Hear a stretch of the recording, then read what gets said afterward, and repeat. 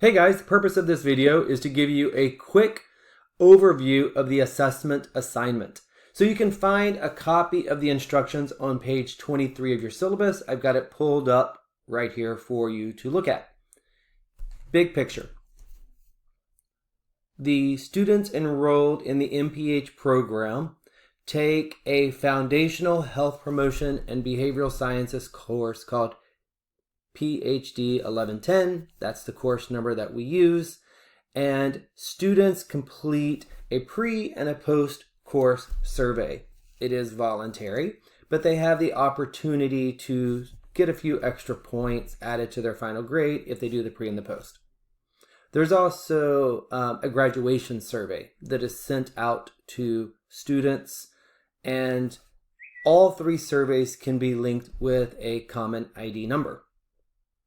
Participation in all these surveys is voluntary, and other than the extra points that were added to the 1110 students course, there were no incentives. So participation was perhaps lower than we would want, but overall still good enough for us to do some analysis and draw some conclusions. Subsequent videos are going to go into the purpose of the surveys and the items. For this video, I just want you to understand the assignment. So you're going to take these data sets that we're going to provide to you. You're going to come up with an educational research question. You're going to identify which variables are needed to answer that question. And then you're going to use statistical software. Whichever package you choose to use is fine.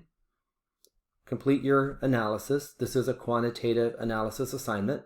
You'll complete your analysis, and then you're going to write up your methods and your results sections as if you would a normal manuscript. So your methods section will have your study design, your measures, and your data analysis section, and your results will have your tables with a roughly usually one paragraph summarizing key findings from each table. You can have up to 3 tables.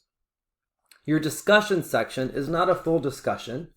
Rather, it is just a summary of your recommendations for 1110 instructors.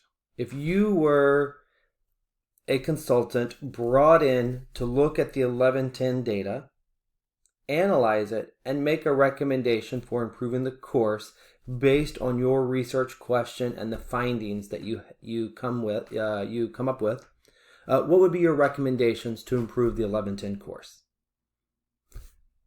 So discussion can be pretty brief.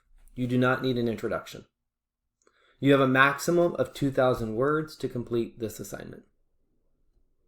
It is due 10 minutes before the start of week 8 on October the 13th, and the assignment is worth 6 points.